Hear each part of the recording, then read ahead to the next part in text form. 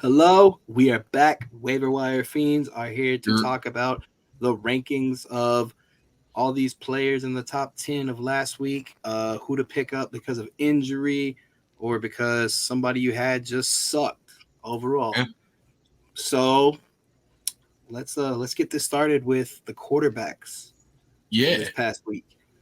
Number one and two are everyone that you thought it was going to be Mahomes and Allen. Mahomes had 34.9 points this week, which is everything you would want from Mahomes. Uh, Josh Allen had 33.48. And then number three is Carson. Carson Wentz at 29.72. If you're looking for somebody because Dak Prescott got hurt, Carson Wentz is available in he's only owned in 42% of leagues right now. Yep. So honestly, the way I'm looking at it, Carson Wentz might be who you should go pick up. Yeah, absolutely. Yeah. The quarterback did dog crap 2 week 1. I mean, there's a couple other people that are floating in the top 10 that might not be always there top 10 week by week, Yeah. but they still have a chance to be. Jameis Winston, Marcus Mariota, Ryan Tannehill, all top 10 or 11th in quarterback rankings week 1. So a ton of options there. But honestly, Carson Wentz, we knew he could be a fantasy volume quarterback. We knew that he has blow up potential week by week. We just didn't expect it week 1 from the Commanders. So with him being available in 57% of leagues, if he's available and you got Dak Prescott, that's an easy move. The good thing for him too is his schedule. He's playing Dallas twice. He's going to play the Giants twice. Yep. And I mean, he has weapons on there that we'll get into, but I think he's one of your safer picks, especially for Dak being out. Yeah. You're also available to go pick up Marcus Mariota or Baker Mayfield, if you're in a league that is pretty deep and you need a quarterback for. Both of those guys are going to give you pretty decent points. Mariota had almost 20 points this week, which is a little low for a quarterback, but that's honestly pretty much what you would hope for. Yeah. With a top 10, Mayfield had like 14, 15 points, but he's definitely going to have more. Another one that I'm surprised is available is Jameis Winston. Like, after the Dak incident, I mean, I get that some of these teams leagues are only 12, maybe 8. But, I mean, he has Michael Thomas showed up. And so he has a lot of weapons, I feel, where he's one of those to keep an eye on. Yeah. I feel like the surprising thing week 1 is Jameis didn't turn the ball over, which is something he's like routinely known for. Yeah. If that's going to continue to be a thing, then Jameis is probably going to be a top 10 fantasy quarterback every single week.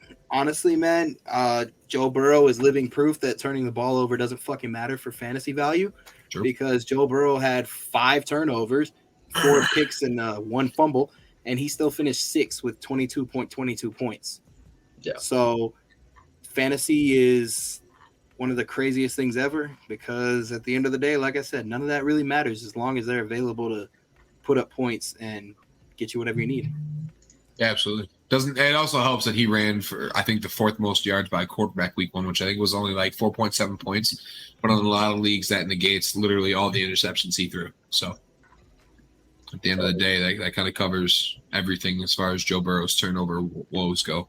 And I don't expect that week 2, by the way. He's not going to throw maybe more than 1 interception week 2. Yeah. I don't know. There's a lot of surprises. Lamar Jackson was ranked number 8. Kyler Murray was ranked number 9. All kinds of crazy stuff. It was a weird week 1. Running backs, I said it was probably going to happen. He was due for it. Saquon Barkley is ranked number 1. Yep. 27.4 or 9. One of those two. I got shitty handwriting sometimes. But it's the lefty in me. This is also non-PPR. So if you're PPR ranked, he 33.4. Exactly. Yeah. Yep. Yeah. So 27 points for a running back non-PPR is insane. Nuts. Yeah. And then right behind him was Swift and Taylor. They were both tied 23.5. Yeah, and then you have 4 surprises in a row with Kareem Hunt, Cordell Patterson, Clyde Edwards-Helaire, and Dontrell Hilliard, all ranking right behind him with 22 to 24 points. And also Also, James Robinson from the Jaguars is in the top 10 this week, as I predicted he was going to be. And so is Miles Sanders, who I also predicted. So Miles Sanders, James Robinson, Kareem Hunt, and Clyde Edwards-Helaire are all top 10 running backs this week. So if that tells you anything, I kind of know what I'm talking about. And I think those three that you named also are guys that can keep it consistent. Yeah. I believe, Clyde Edwards-Helaire, he's proved that game where even if Isaiah Pacheco comes in, he still has a place on that team. Yeah. He also has. Oh, dude. Sorry, go ahead. I honestly feel both of those as running backs. One's going to be a nice maybe flex. I mean, he pulled in PPR like 11 points. And then I believe Miles Sanders is a nice little weapon over there because the way, like you said it, he that sneaky running back, they need it. And they're finally running the damn ball. Yeah. And then you have James Robinson, where we watched part of that game, and that rookie, he does not look ready to take the lead. And James Robinson is like, this is my team still. I don't know if it's that he doesn't look ready. I don't know if he's fully healthy because Etienne's an explosive player when he's on the field. And if he was fully healthy, I have no doubt in my mind that he'd be getting every single snap going his way. He got Robinson. Robinson is coming off an injury as well. But Robinson clearly showed that he's ready. He's fine. He's able to do the damn thing. Yep. Etienne doesn't look healthy. He doesn't look like he's ready to go at all. But he just kind of is forcing it. Some of the people over here, Hilliard and Pacheco are going to be great handcuffs for you to scoop up if you need. Derrick Henry was hurt halfway through the game, or right at the beginning, actually. Hilliard, his handcuff, had almost 20 points for him. And Pacheco put up 12 points even without having CEH hurt. And also the other person I want to talk about, who was my sleeper for the week, running back wise, was not only Cordero Patterson, but Jamal Williams from the Lions. Yeah. As a backup, he put up 15 points non-PPR. Touchdown Leach. Which is, ridiculous because Swift was only a few points ahead of him to be in second place. Well, tied for second and third, So Jamal Williams, he's usually available in plenty of leagues. So if you need somebody who's going to leech you some touchdowns, definitely go for him. And Mike Davis is going to be my stinker of the week. Yeah, he didn't get any touches week one, if I'm not mistaken. And I'm pretty sure he might have gotten a couple, but I think he had 0.1 points. When I'm reading through everything about J.K. Dobbins in the week coming through last week, there was not a lot given to Mike Davis whatsoever, and I highly doubt that they're going to be anything this week either. Kenyon Drake and Justice Hill handled the majority of the backfield. Yeah. But Dobbins looks healthy and ready to come back, so I wouldn't be surprised. Dobbins should be ready to be back this week, so that's going to throw a lot more off for Mike Davis. So 100%. Mike Davis, 1,000%, I will say is droppable from here on out. Yeah, real quick, another guy that people were drafting ADP top 10 that I told you was not going to be a top 10 running back, still had a solid game, was James Conner. He was getting drafted way too high in every single league. 16 points in PPR leagues, which if you don't play PPR fantasy football, you're not playing fantasy football. So also with 11 points this week would have been CMC Christian McCaffrey. So stranger things have happened, but this was a weird first week one. Kamara Eckler didn't score in top 10 running backs. Screwed a lot of people over, including put a goose egg out there. Yeah, Cam Akers. Got him on milk cards. Eli Mitchell, if you're a person like me that has him, he's injury prone. You took the chance on him. We bit us in the ass the first time. My biggest thing with it is there's two people that are out there. Michael Carter for the New York Jets. He's going to catch passes in PPR. Yep. Get him while he's hot and trade him before he ends up losing his starting spot because he fumbles the ball in the end zone for some damn reason every time. Get him while he's hot now and get him. My other secret one is Khalil Herbert. I don't know what it is. This dude keeps tearing into Montgomery's playing time, it seems like. And for some reason, everybody's high on him. And Yahoo, ESPN, everything. They're talking about how this guy needs to be rostered on 100. He's only rostered on like 30 in ESPN and 40 in like Yahoo. Another name that Caleb brought up too, that if you need some solid points, is Kenneth Gainwell. He, scored 12 in PPR.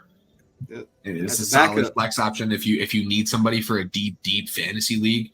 And he's obviously going to keep eating into Miles Sanders if they're going to keep running the ball. So another solid option. Yep. Wide receiver, also non-PPR rankings. And look, I'm just going to say ranked number 1, Justin Jefferson, non-PPR, 30.4 points.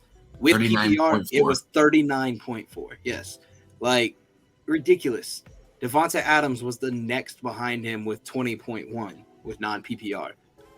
So, clearly, this is probably going to be a wide receiver heavy year from what I'm looking, because the last place of the top 10 is above 15 points. So, and that's non-PPR, which is exactly what you would want from your wide receivers.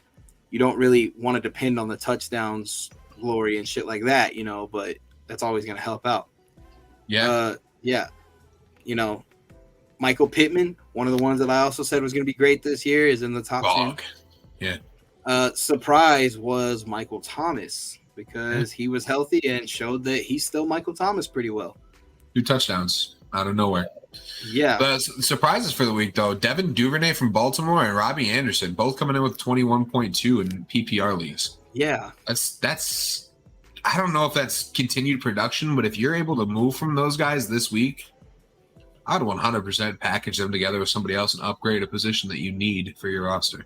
Yeah, it's always about trading those grenades to somebody that wants those numbers that you get right now, and giving them to somebody that is in a hurry.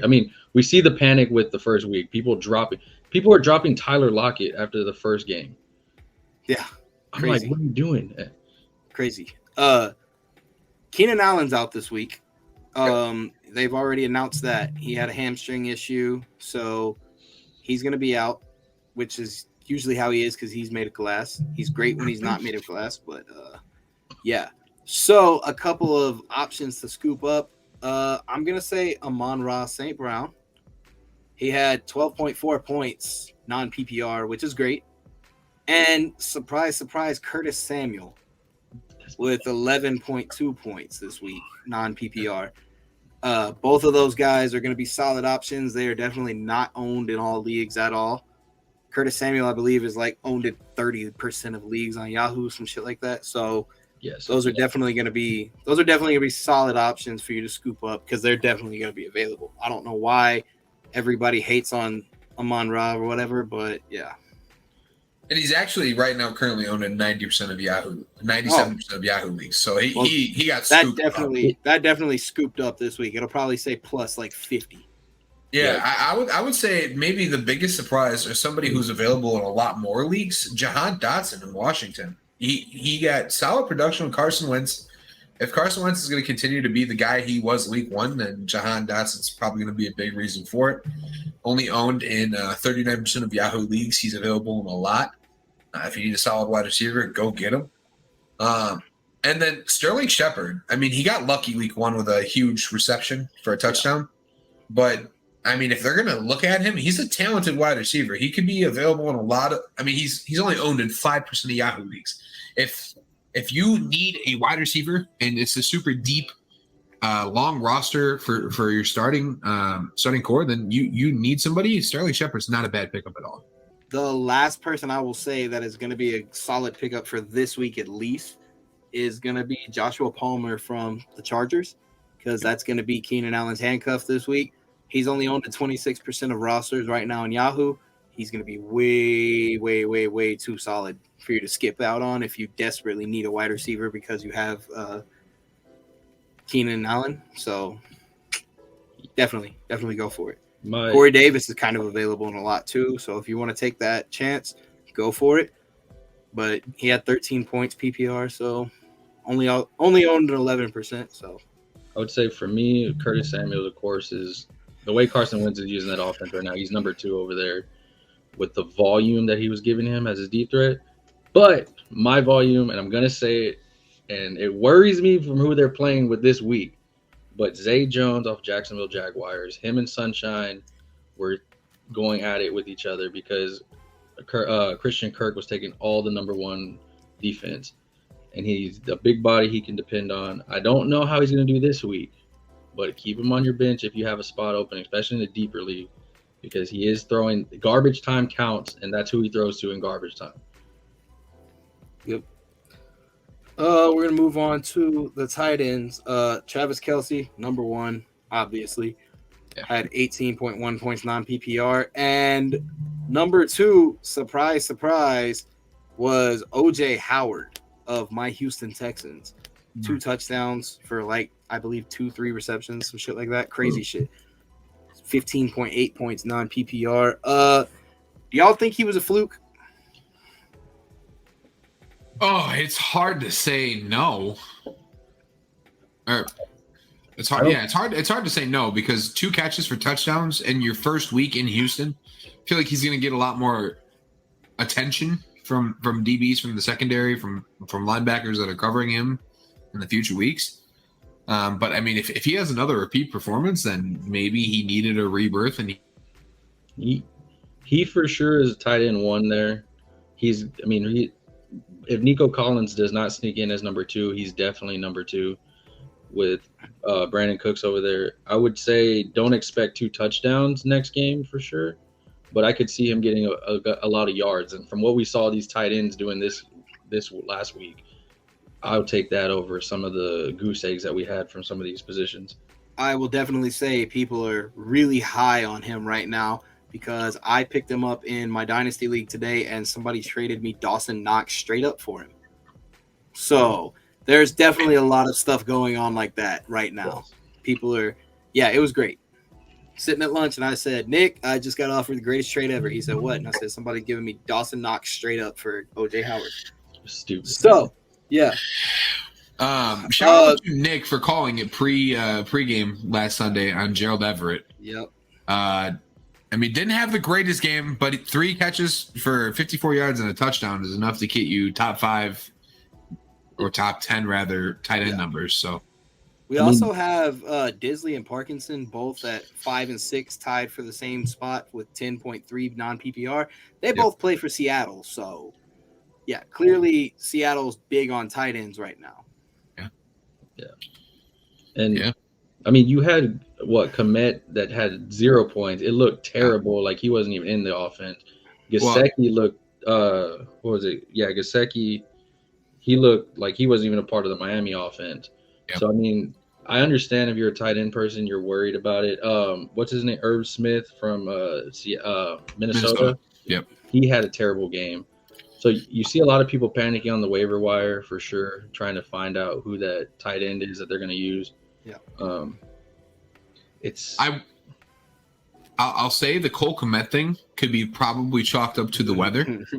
They were not throwing the ball. Oh yeah, Nick wanted to bring that up to you. I lost my league because I was like, Calvin said he's a good person. He is, and I had no idea what the weather was in Chicago pregame. And to those who took my advice last Sunday and put him in their lineup, I truly apologize that I don't pay attention to the Chicago weather. I assume that we're looking at sunny days, or you would be smart enough to assume that a rainy game is not good for tight ends. But I have him on my team. I don't apologize for shit because I won every single one of my leagues, and it based off any information I gave y'all did too.